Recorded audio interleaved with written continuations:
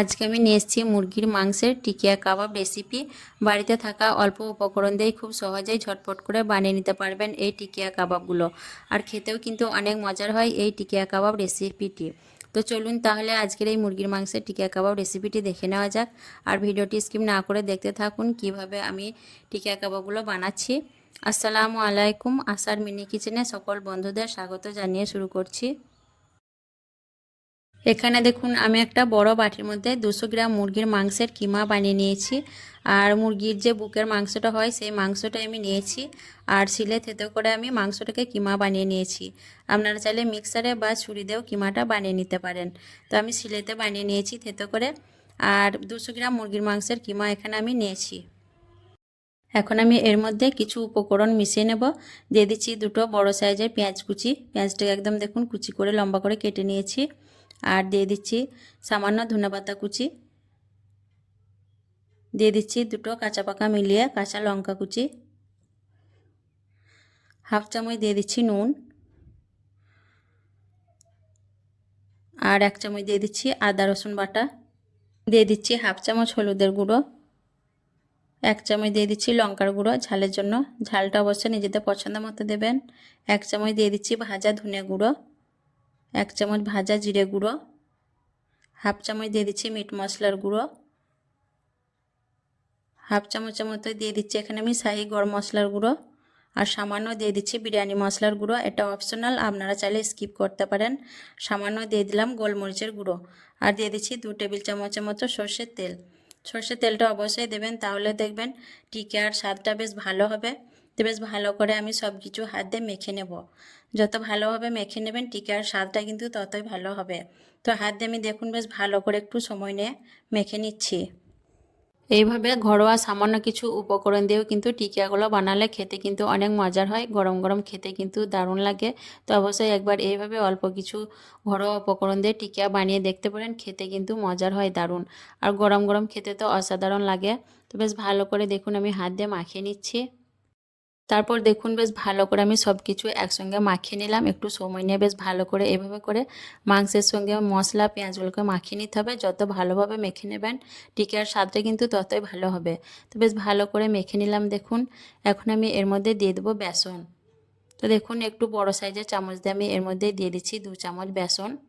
তো বেশ ভালো করে বেসনটাকে আমি মাংসের সঙ্গে আবারও মেখে নেব। বেশ ভালো করে কিন্তু বেসনটাকে মাখিয়ে নিতে হবে। আর খুব বেশি বেসন আমি আর দেবো না, এই 2 চামচ বেসনেই কিন্তু বেশ ভালো করে মাখা হয়ে যাবে। বেসনের পরিমাণটা খুব বেশি করে দিলে টিকিয়াগুলো খেতে খুব বেশি ভালো লাগবে না।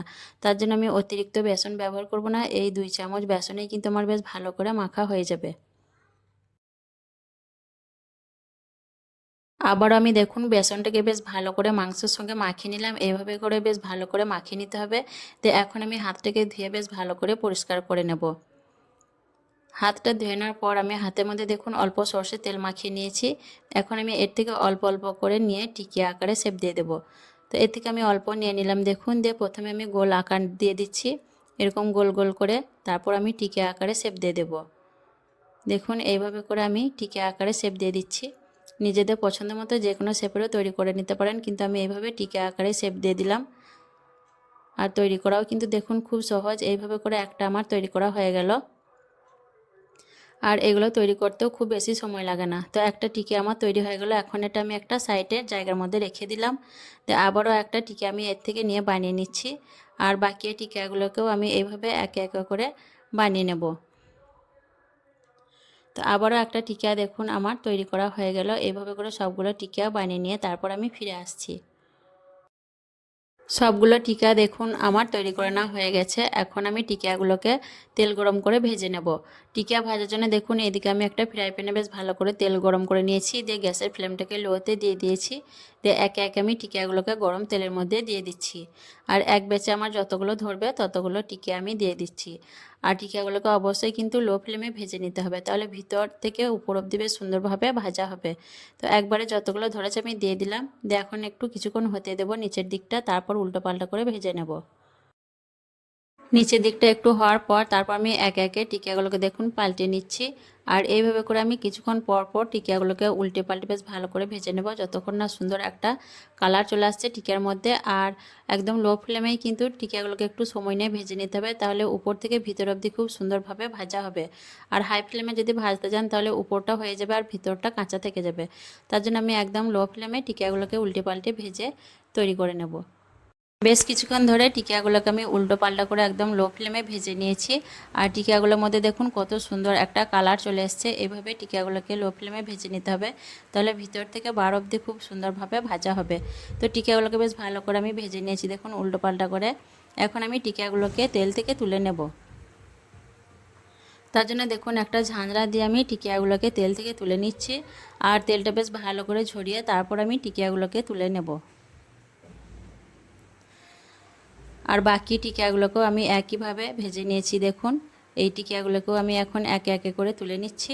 সবগুলো টিকিয়া আমি একইভাবে ভেজে তুলে নিচ্ছি। এইভাবে করে সবগুলো টিকিয়াকে ভেজে নিতে হবে। সবগুলো টিকিয়া ভেজে নেওয়ার পর তারপর আমি দেখুন একটা প্লেটের মধ্যে নিয়ে নেব। তো একটা প্লেটের মধ্যে দেখুন আমি টিকিয়াগুলোকে নিয়ে নিচ্ছি।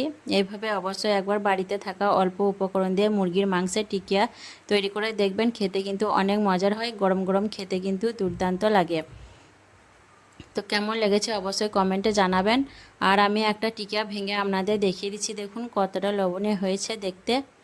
আর মাশাআল্লাহ খেতে কিন্তু অনেক মজার হয়েছিল। এভাবে অবশ্যই একবার বাড়িতে বানিয়ে দেখতে পারেন। তো কেমন লেগেছে অবশ্যই কমেন্টে জানাবেন। ভালো লাগলে লাইক করবেন, শেয়ার করবেন আর আমার চ্যানেলটিকে সাবস্ক্রাইব করে আমার পাশে থাকবেন। আসবো আবারও অন্য কোনো রেসিপি নিয়ে। সকলে ভালো থাকবেন, সুস্থ থাকবেন। আল্লাহ হাফেজ।